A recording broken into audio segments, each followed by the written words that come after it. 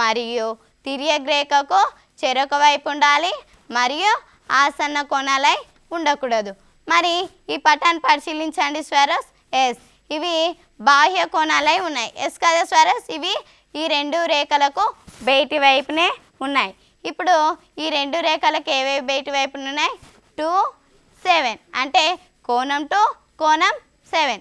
మరి ఇవి బాహ్య కోణాలై ఉన్నాయి. తిర్యక్ రేఖకు చెరొక వైపున ఉండాలి. మరి ఇవి తిర్యక్ రేఖకు ఒకే వైపున ఉన్నాయా స్వరస్? లేవు. అంటే తిర్యక్ రేఖకు ఒకటి అవతల వైపు ఉంది, ఒకటి యువతల వైపు ఉంది. అంటే తిర్యక్ రేఖకు చెరొక వైపున ఉన్నట్టే కదా స్వరస్? ఎస్, ఉన్నట్టే. అదేవిధంగా మరియు ఈ పటాన్ని బాగా పరిశీలించండి. ఈ పటంలో మనకి ఏవేవి కనిపిస్తున్నాయి?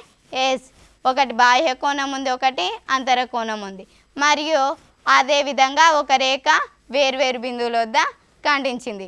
అంటే తిర్యక్ రేఖకు ఒకే వైపు ఉండాలి. ఇవి తిర్యక్ రేఖకు మరి ఒకే వైపు ఉన్నాయా స్వరస్? ఎస్, ఉన్నాయి. కాబట్టి ఇవి మనకి అవుతాయి. అంటే ఈ రెండు రేఖలు ఒకటి బాహ్య కోణమైంది, ఒకటి అంతర కోణమైంది. వీటిని ఏమంటాం స్వరస్? ఎస్, సంగత కోణాలని అంటాం. సంగత కోణాలన్నా సదృశ్య కోణాలన్నా ఒక్కటే స్వరస్. అదేవిధంగా ఇవి ఒకటి అంతరంగాను ఒకటి బాహ్యంగాను ఉండాలి. మరి పటాన్ని పరిశీలించండి. యాంగిల్ 2 అనేది బాహ్యంగా ఉంది. అదేవిధంగా యాంగిల్ 6ని పరిశీలించండి. యాంగిల్ 6 అనేది అంతరంగా ఉంది. అదేవిధంగా ఇవి ఆసన్న కోణాలై ఉండకూడదు. ఆసన్న కోణాలు అంటే ఏంటి స్వరస్? పక్క పక్కన ఉండాలని అర్థం. అంటే ఉమ్మడి శీర్షం కలిగి ఉండాలి, ఉమ్మడి భుజం కలిగి ఉండాలి. ఇవి ఉమ్మడి శీర్షం ఉమ్మడి భుజం కలిగి ఉన్నాయా స్వరస్? లేవు. కావున ఇవి ఏమవుతుంది? ఎస్, ఏమవుతుంది? సదృశ్య కోణాలు అనేటువంటివి ఏర్పడుతున్నాయి. మరియు మనకి యాంగిల్ 2 యాంగిల్ 6 అనేది వస్తుందా? ఇందులో ఇంకొకటి కూడా వస్తుంది. మరియు యాంగిల్ 4 వస్తుంది, అదేవిధంగా యాంగిల్ 8 వస్తుంది. అంటే మనకు ఏ విధంగా ఉన్నా కానీ అవి ఏ విధంగా ఉండాలి? ఒకటి బాహ్యంగా ఉండాలి, ఒకటి అంతరంగా ఉండాలి. మరియు ఇప్పుడు ఈ పటాన్ని బాగా పరిశీలించండి స్వరస్. ఎస్, మనం ఇంతసేపు 8 కోణాలు అనేటువంటివి ఏర్పడ్డాయని తెలుసుకున్నాం. ఈ 8 కోణాలలో ఏవేవి ఉంటాయి స్వరస్? ఎస్, బాహ్య కోణాలు ఉంటాయి, అంతర కోణాలు ఉంటాయి, ఏకాంతర కోణాలు ఉంటాయి, ఏకబాహ్య కోణాలు ఉంటాయి, సదృశ్య కోణాలు కూడా ఉంటాయి. మరియు ఇప్పుడు తిర్యక్ రేఖ గురించి నేర్చుకున్నాం కదా స్వరస్. అదేవిధంగా మరియు ఇంకొక దానిని మనం ఇప్పుడు గమనించబోతున్నాం. అదేవిధంగా ఇంతసేపు మనం శీర్షాభిముఖ కోణాల గురించి చర్చించుకున్నాం కదా స్వరస్. అదేవిధంగా ఇప్పుడు ఈ పటాన్ని గమనించండి. మనం ఇంతకుముందుకి ఈ పటం గురించి నేర్చుకున్నాం. అంటే శీర్షాభిముఖ కోణాలు అంటే ఏంటో తెలుసుకోవాలి. కావున వీటిని మనం ఏం చేయాలి? ఒక సిద్ధాంతాన్ని నిరూపించాలి. మనకి సిద్ధాంతాన్ని నిరూపకంగా సత్యంగా ఉంది, కానీ వాటిని ఇవి ఎదురెదురుగా ఉండే కోణాలు శీర్షాభిముఖ కోణాలు అవునా కాదా అనే సత్యాన్ని మనం ఇప్పుడు సిద్ధాంతం ప్రకారంగా నిరూపిద్దాం. మనకు ఒక సిద్ధాంతం అని అంటే ఈ సిద్ధాంతాన్ని నిరూపించాలంటే మనకు వాటిలో ఏమేమి ఉండాలి? ఎస్, ఏమేమి ఉండాలి? దత్తాంశం, సారాంశం, ఉపపత్తి. అంటే ఈ 3 ఉంటేనే వాటిని సిద్ధాంత ప్రకారంగా మనం నిరూపించవచ్చు. అదేవిధంగా మనకు సిద్ధాంతం అనేది ఏంటి? మనం నిరూపించబోయేది వేటి నిరూపిస్తున్నాం? 2 సరళ రేఖలు ఒక బిందువు వద్ద ఖండించుకుంటే ఏర్పడే శీర్షాభిముఖ కోణాలు సమానం. అంటే ఈ ఖండన అంటే ఈ 2 రేఖలు ఒకే బిందువు వద్ద ఖండించుకుంటే, అంటే ఇప్పుడు ఖండించుకున్నాయి కదా స్వరస్, ఖండించుకుంటే శీర్షాభిముఖ కోణాలు సమానమా కాదా అనేటువంటివి మనం నిరూపించాలి. వాటిని సిద్ధాంతం అని అంటాం. దత్తాంశం అని అంటే మనం ఏవేవి నిరూపిస్తున్నాం? ఎస్, ఏవేవి అంటే ఏబి మరియు సిడి. అంటే ఏబి మరియు సిడిలు ఒక బిందువు వద్ద ఖండించుకునే 2 సరళ రేఖలు. అంటే ఇవి సరళ రేఖల స్వరస్. ఏ విధంగా చెప్తాం మనం? ఎస్, 2 యారో మార్క్స్ అనేటువంటివి కలిగి ఉన్నాయి. ఇలా కలిగి ఉంటే అవి సరళ రేఖలని చెప్తాం. మరియు ఇప్పుడు సారాంశం చూద్దాం. మనం సారాంశం ఏమనుకున్నాం? ఎస్, మనం వేటిని నిరూపిస్తున్నాం? ఇప్పుడు ఏవేవి నిరూపిస్తున్నాం? శీర్షాభిముఖ కోణాలకు ఎదురెదురుగా ఉండే కోణాలు నిరూపిస్తున్నాం. ఇవి సమానమా కాదనేది మనం నిరూపించేది. అంటే ఇప్పుడు సారాంశం ఏమవుతుంది? శీర్షానికి ఎదురెదురుగా ఉండే కోణాలు ఇందులో ఏవేవి ఉన్నాయి స్వారోస్? Yes angle 1, angle 3, angle 2, angle 4.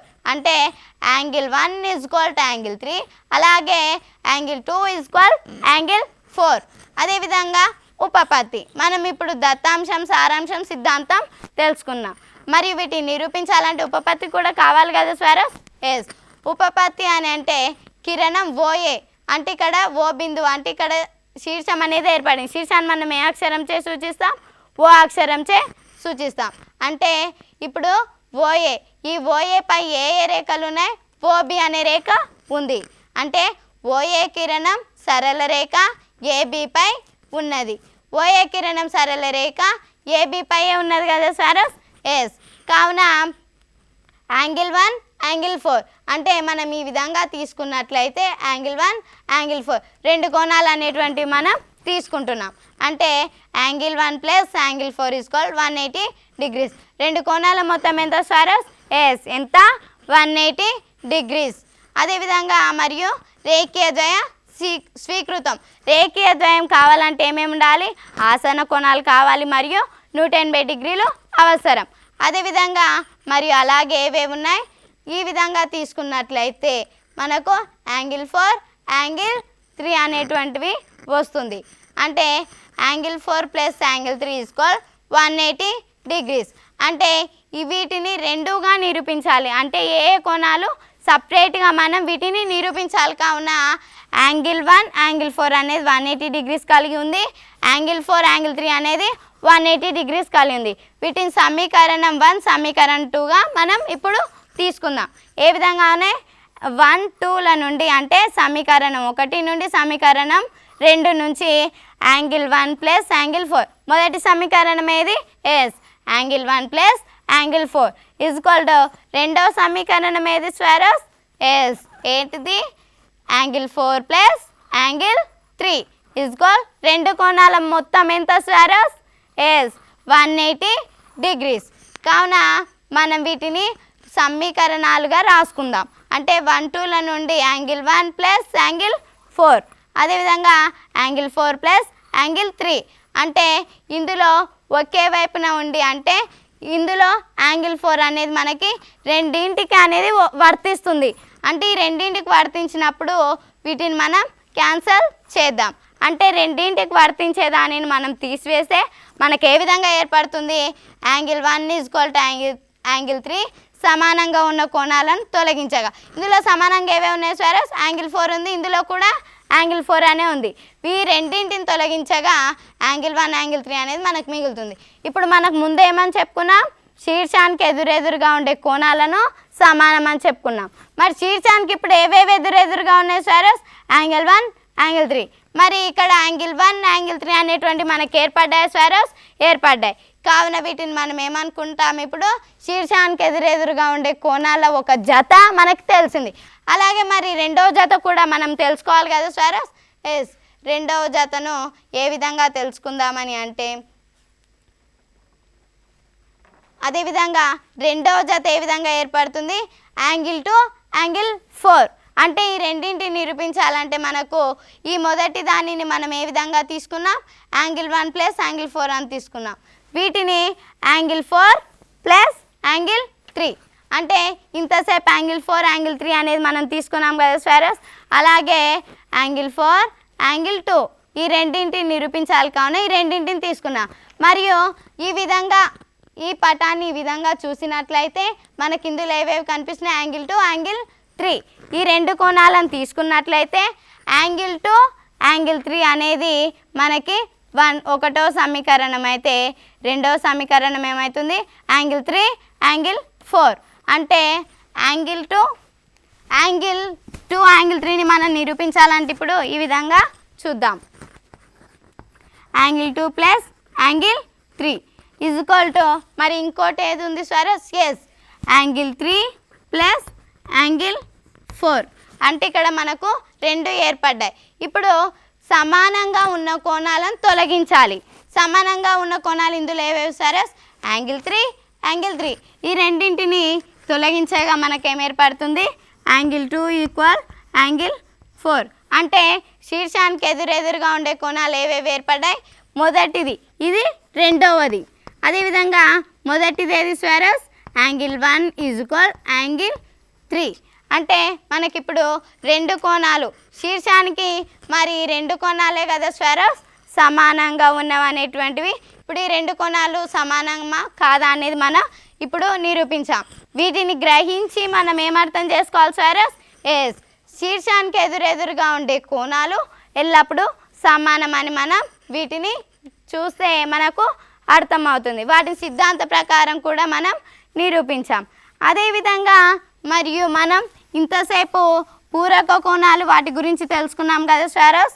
అంటే కోణాల యొక్క జతల గురించి తెలుసుకున్నాం. కోణాల యొక్క జతల గురించి తెలుసుకునేటప్పుడు మనం ఏమనుకున్నాం? రెండు కోణాల మొత్తం, మొదటి కోణం ఒకవేళ పూరక కోణం అంటే ఏమని చెప్పుకున్నాం స్వేరస్? ఎస్, ఏమనుకున్నాం మనం? 90 degrees కలిగి ఉండే కోణాన్ని మనం పూరక కోణాలని అన్నాం. అదేవిధంగా మరియు ఒకటిది అంటే మొదటి కోణం 65 degrees అయితే రెండవ కోణం ఎంత అవుతుంది స్వేరస్? మరి మనం పూరక కోణం 65 degrees యొక్క పూరక కోణం ఎంత అని అడిగితే మనం ఏ విధంగా చెప్పాలి స్వేరస్?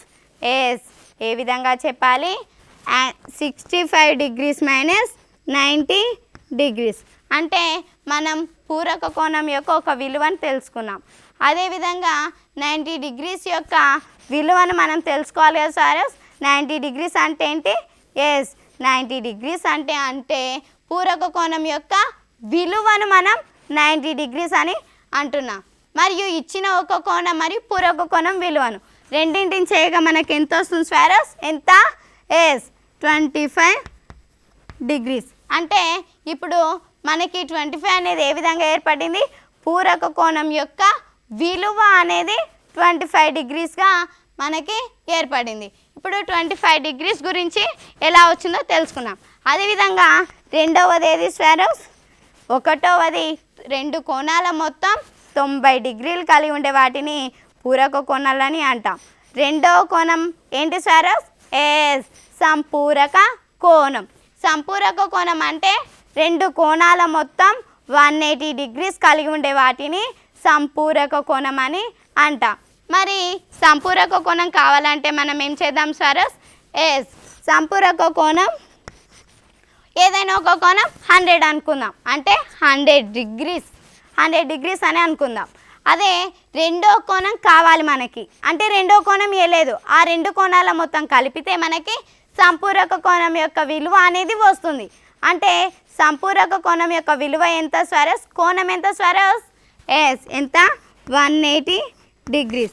అంటే ఇందులో మనకి ఈ రెండింటిని అంటే మొదటి విలువ ఒక విలువ అనేది ఒక విలువ అనేది తీసుకున్నాం. అంటే రెండు కోణాలు కావాలి కావున ఇక్కడ ఒక కోణం విలువ అనేది తీసుకున్నాం.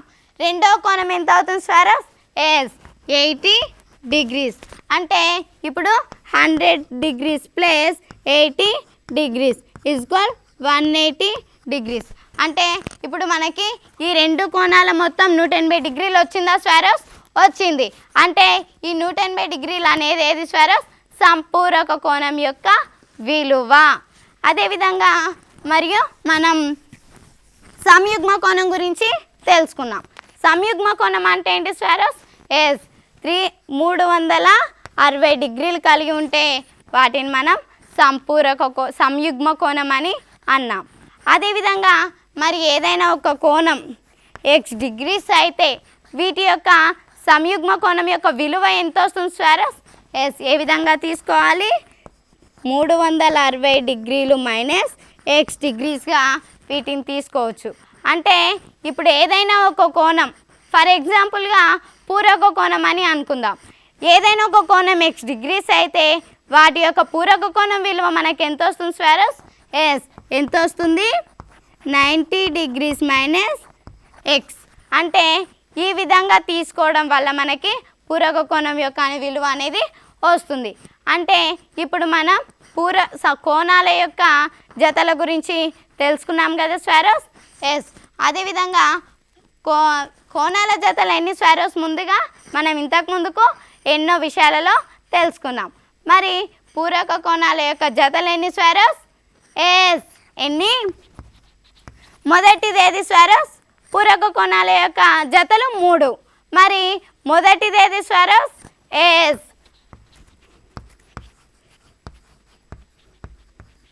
పూరక కోణాలు. మరియు అదేవిధంగా రెండవది ఏది స్వారోస్? ఎస్, సంపూరక కోణాలు. ఏది స్వారోస్? సంపూరక కోణాలు. అదేవిధంగా మరి మూడవ కోణం ఏంటి స్వారోస్? ఎస్, సంయుగ్మ కోణం.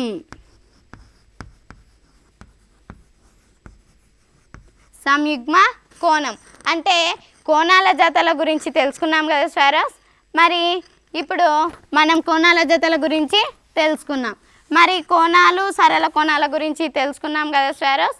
అదేవిధంగా మరియు నాకు ఈ అవకాశం ఇచ్చినటువంటి ప్రవీణ్ కుమార్ సార్ గారికి మరియు చలపతి సార్ గారికి, నాకు ఈ అవకాశం ఇచ్చిన నాకు ఈ స్థాయికి రప్పించిన మా ఎస్ఓ మేడం అయిన శోభరాన్ మేడం గారికి, అదేవిధంగా నాకు ఈ సబ్జెక్ట్పై అవగాహన తెప్పించిన మా యొక్క మ్యాథ్స్ మేడం అయిన ప్రశాంతి మేడం గారికి, మరియు మా యొక్క ఉపాధ్యాయ బృందానికి, మా యొక్క కేజీబీ విద్యార్థులకు నా హృదయపూర్వక కృతజ్ఞతలు.